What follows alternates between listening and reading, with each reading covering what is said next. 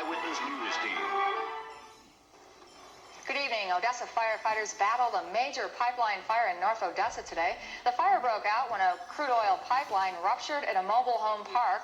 5 people were taken to Odessa Medical Center with injuries. More were treated at the scene. More than a half a dozen mobile homes were destroyed, as well as an equal number of cars and trucks. The fire apparently began around 4 this afternoon at a mobile home park at 67th and Andrews Highway in North Odessa. Witnesses say they heard what may have been an explosion before the first mobile home burst into flames. I was tilling the garden up over here, and all of a sudden we heard some noise behind us, a rumble. I turned around and I seen John dive out of the house, and then I seen Doug come out right behind him. He was on fire. And about that fast, the whole place was engulfed in flames. The ground started on fire and everything. I just heard a rumble, and then something explode. And then I looked out and saw the fire. I seen a landlord, with a water hose out there putting the guy out. And boy, it was too quick. We started evacuating people out of the park. The fire broke out in an area where there were both occupied mobile homes and those empty and for sale. Officials of the mobile home sales firm could be seen frantically trying to move trailers out of the way of the advancing smoke and flames.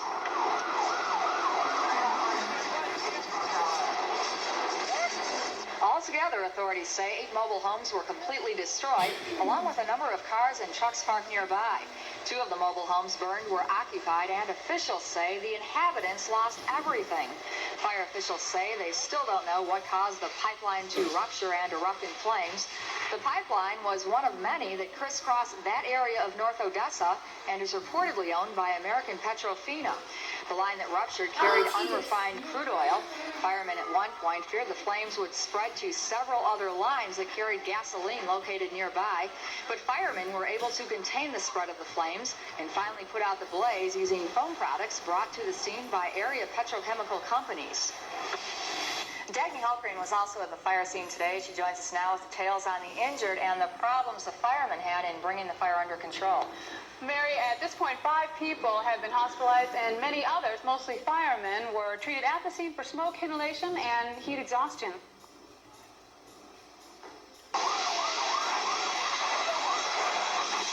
This was the scene hours after the fire started. Still burning strong, it was taking its toll on firefighters. With a tremendous amount of radiant heat. Many of the guys are already reaching the point of heat exhaustion, and pretty soon they'll be getting the heat cramps and possibly even worse. Altogether, 5 people were hospitalized. One civilian who lived in the mobile home park suffered burns to his back and leg. He was identified as 45-year-old Douglas Turner. He was listed in stable condition at last report. Shirt, pants, his arm was burnt, his nose, and all this stuff.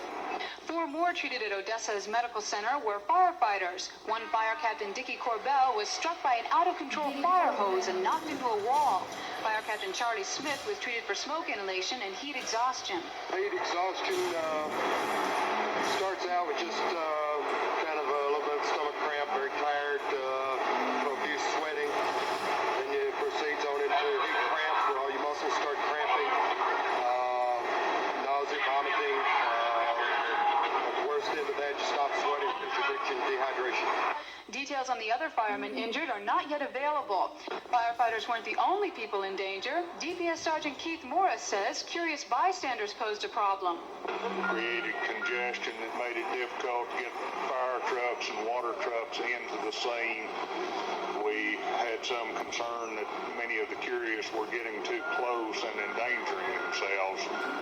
We didn't know exactly what was involved at the start. Mary, right now, 3 firefighters and 1 civilian are at Medical Center Hospital. As we mentioned before, the civilian is in stable condition. The firefighters are being treated, and it's not sure about the extent of their injuries.